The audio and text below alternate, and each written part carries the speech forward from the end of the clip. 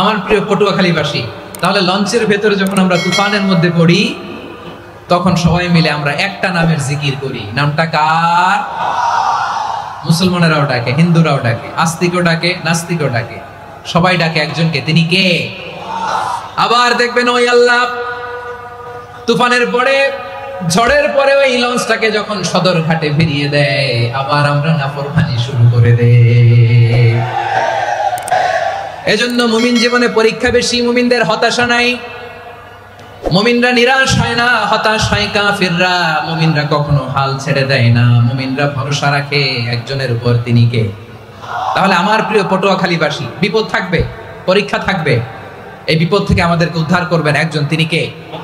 আমরা শুধু আল্লাহর উপরই ভরসা রাখবো। রাজি আছেন তো? চাইবো একজন সত্তার কাছে, আওয়াজ করে বলুন তিনি কে?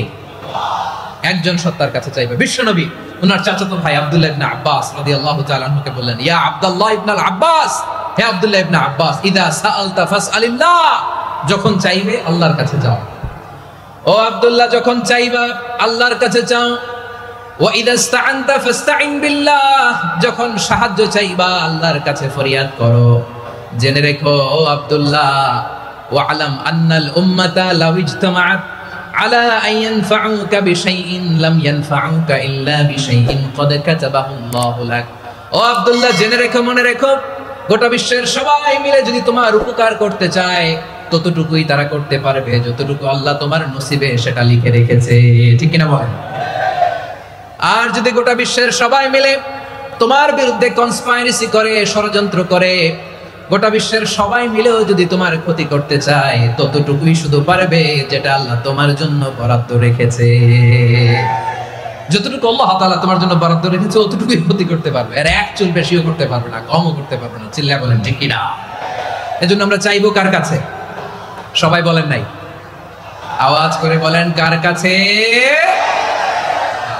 সব সময় আমরা আল্লাহর কাছে চাইবো, বিপদে আপদে, সুখে দুঃখে, সচ্ছল অবস্থায় অসচ্ছল অবস্থায়, পরাজয়ের সময় বিজয়ের সময়, সব সময় আমরা ভরসা রাখবো কার উপর?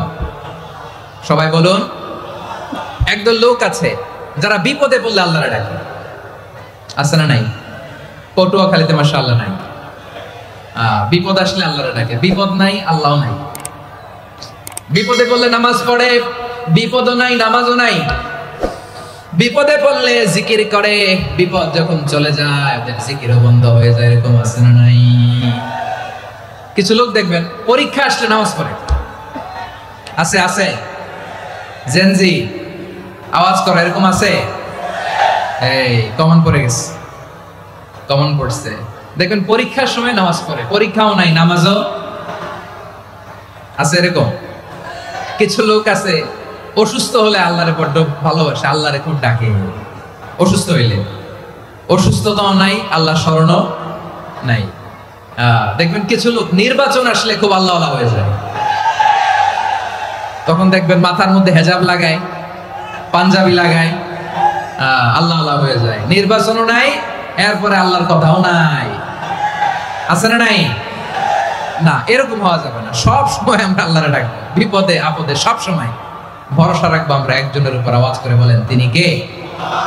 এ কথাই আল্লাহ তাআলা আমাদের চোখে আঙ্গুল দিয়ে জানিয়ে দিলেন, ফাইদা রাকিবু ফিল ফুলকি দা'আল্লাহ মুখলিসিনা লাহুদ্দিন ফালাম্মা নাজ্জাহুম ইলাল বাররি ইযা হুম ইউশরিকুন। আল্লাহ বলে একদল লোক আছে, তারা যখন নৌযানে চড়ে, জলযানে চড়ে, সাগরের মধ্যে যখন জাহাজে চড়ে, লঞ্চে চড়ে, তারা যখন তুফানের সম্মুখীন হয় তখন তারা আল্লাহরে বড্ড বেশি ডাকে, একান্ত ভাবে ডাকে, বিশুদ্ধ চিত্তে ডাকে। আবার তুফান থেকে তাদেরকে সেফ জোনে নিয়ে, নিরাপদ জোনে নিয়ে যখন বন্দরে আমি আল্লাহ তাদেরকে ফিরিয়ে দেই, ওই লোকগুলো আবার আমি আল্লাহর সাথে শিরিক করে। এরকম আছে না নাই? জাহাজে উঠছে, সাগরের মাঝখানে তুফান, ওই সময় দেখবেন আল্লাহ কারে কয়। এই কথা তো আপনাদেরকে বোঝানো সহজ, আপনারা তো নদীর দেশের মানুষ। লঞ্চে চড়েন নাই কারা কারা? দেখি, লঞ্চে চড়ছেন? হ্যাঁ, লঞ্চে চড়ে নাই এরকম একজনও নাই এখানে। আচ্ছা, লঞ্চে উঠছেন কে কে? দেখি। মাশাআল্লাহ মাশাআল্লাহ মাশাআল্লাহ, ঠিক আছে, আপনাদের বোঝানো সহজ। আচ্ছা, লঞ্চে উঠে তুফানের সম্মুখীন হয়েছেন, জলোচ্ছ্বাস সবাই, মাশাআল্লাহ। তো এই ওয়াজ তো আপনাদের মুখস্থ, ঠিক কিনা বলেন? আমার বলার দরকার নাই, বলেন। মাঝ নদী, তুফান, জলোচ্ছ্বাস, জলের মধ্যে উচ্ছ্বাস, ঢেউ, টর্নেডো, সাইক্লোন, মেঘের ঘন ঘটা, পরিবেশ ঘুটঘুটে অন্ধকার, লঞ্চ একবার এদিকে আরেকবার ওইদিকে, ভিতরে কি অবস্থা হয় বলেন তো? হ্যাঁ, তখন মুসলিম আল্লাহরে ডাকে, হিন্দু আল্লাহরে ডাকে, ঠিক কিনা বলেন? আস্তিক আল্লাহরে ডাকে, নাস্তিক আল্লাহরে ডাকে, ঠিক কিনা? লঞ্চের ভেতর, স্টিমারের ভেতর কান্নারের রোল পড়ে যায়, চিৎকারের রোল পড়ে যায়, সবার মুখ দিয়ে শুধু একটা আওয়াজ, লা ইলাহা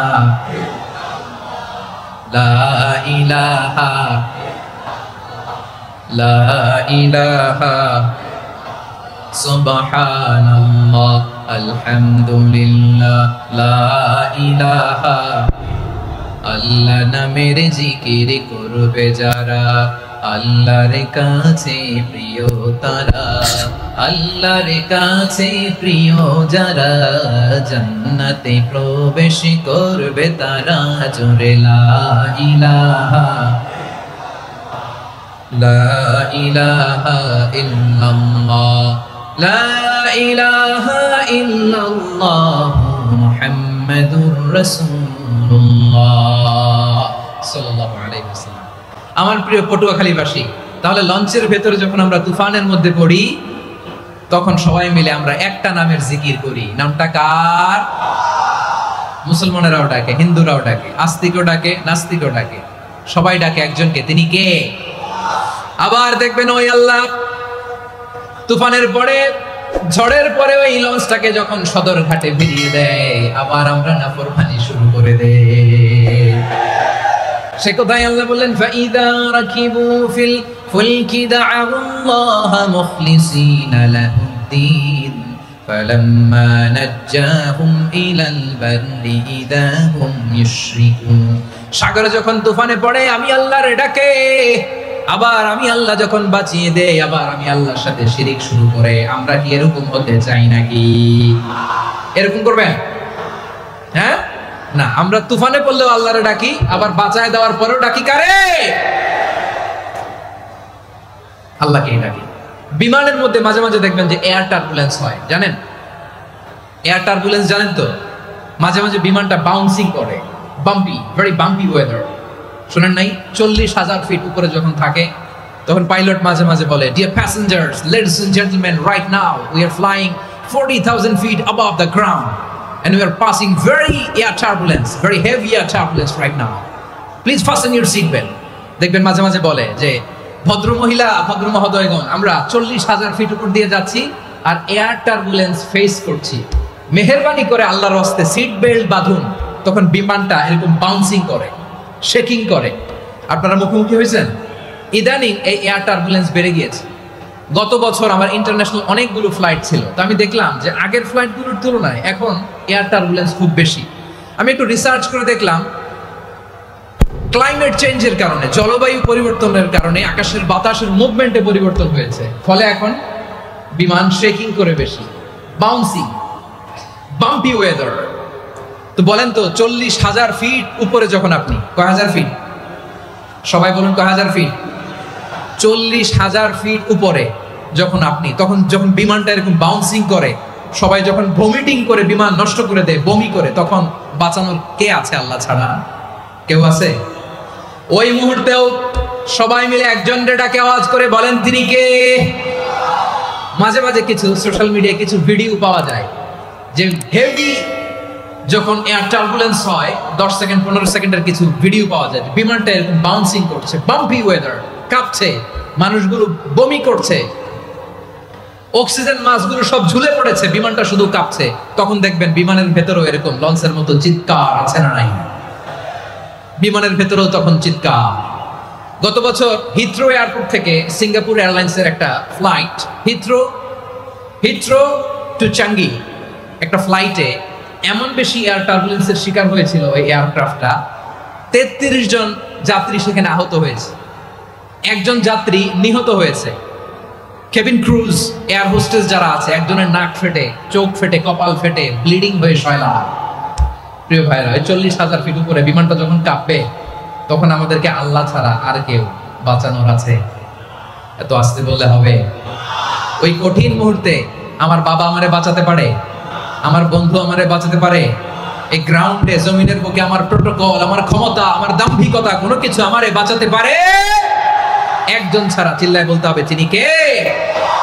সে আল্লাহ বললেন, গোলাম, আমি বিপদের সময় ঠিকই তোমাদের বাঁচিয়ে দেই। ওই বিমানের ভেতরে 40,000 ফিট উপরে যখন তোমরা এয়ার টার্বুলেন্সের শিকার হও, তখন নাস্তিকও আল্লাহরে ডাকে, হিন্দু আল্লাহরে ডাকে। জোরে বলেন ঠিক কিনা? আবার বিমানটা যখন শান্ত হয়ে যায়, একটু পরেই বিমানের স্ক্রিনের মধ্যে হিন্দি সিনেমা খোঁজে। বিমানের স্ক্রিনে কিন্তু বিশাল ওখানে আফলাম, ফিল্মের একেবারে বুঝাই করা। বিমানটা শান্ত হলে আবার হিন্দি সিনেমা দেখা শুরু করে। একটু আগে ডাকছিল কারে? কারে? দেখবেন বাংলাদেশে আমাদের ক্রিকেটাররা যখন অন্য কোনো দেশের সাথে খেলে, অনেক সময় এমন হয়, বল বাকি একটা, রান দরকার 6টা। বল বাকি কয়টা? পটুয়াখালী বুঝে নাই বোধহয়।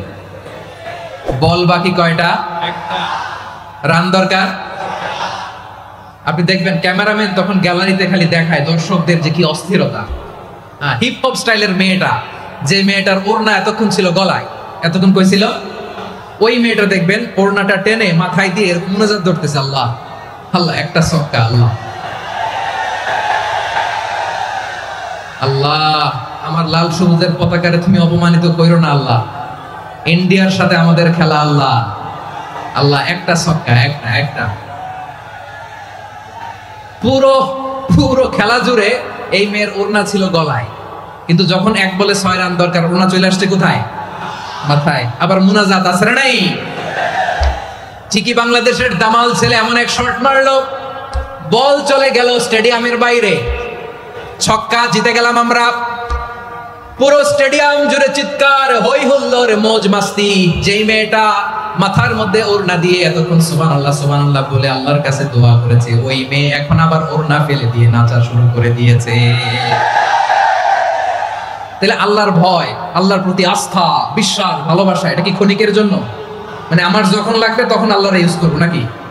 হ্যাঁ, বিপদে আপদে, সুখের সময় দুঃখের সময়, সচ্ছল অসচ্ছল অবস্থায় বিশ্বাসীরা ভরসা রাখে একজনের উপর। চিৎকার করে বলো, পটুয়াখালী তিনি কে? সে আল্লাহ বললেন, গোলাম, মনে করো না জাহাজ থেকে সদরঘাটে বেরিয়ে দিলাম, তুমি নিরাপদ হয়ে গেছো। মনে করো না 40,000 ফিট থেকে সেফ ল্যান্ডিং এর পরে এয়ারপোর্টে নেমে গেলেই তুমি নিরাপদ হয়ে গেছো। ও মিয়া, বিপদ কি শুধু সাগরে আর আকাশে? ঘরের বিপদও, ঘরের ভেতরও বিপদ আসতে পারে কি পারে না? এজন্য সূরা মুলক আল্লাহ বললেন, আমিনতুম মান ফিস সামাই আন ইয়াখসিফা বিকুমুল আরদা ফাইযা হিয়া তামুর। তোমরা কি ভাবছো তোমরা নিরাপদ? সাগরের মধ্যে তুফান, আল্লাহ আল্লাহ ডাকলাম, সদরঘাটে যেয়ে পড়ছি, বেঁচে গেছেন তো আপনি। আর পাবে আপনারে আল্লাহ? আল্লাহর তো সাগরের মাঝখানে তো আল্লাহ আপনার পাইছিল, আর তো পাবে না। আর পাবে আপনারে? আর আল্লাহ ধরতে পারবে আপনারে? ঘরের ভেতরও বিপদ দিয়ে আটকাতে পারে কে? 5 স্টার 7 স্টার হোটেলের ভেতরেও আমাকে বিপদের মধ্যে ফেলে দিতে পারেন কে? আল্লাহ বললেন, তোমরা কি ভেবেছো তোমরা নিরাপদ? আমি চাইলে ল্যান্ডস্লাইডস, ভূমি ধস দিয়ে 1 লক্ষ 1 মুহূর্তে নিয়ে যেতে পারি। 1 সুনামি দিয়ে থাপ্পড় মেরে 3 লক্ষ সাগরের ভেতরে ঢুকায় দিতে পারি। 1 সেকেন্ডও লাগে না আমার। আম আমিনতুম মান ফিস সামাই আন ইউরসিলা আলাইকুম হাসিবা ফাসাতা'লামুনা কাইফা নাযীর। আল্লাহ চাইলে আকাশ থেকে পাথর বৃষ্টি নাজিল করতে পারেন কি পারেন না?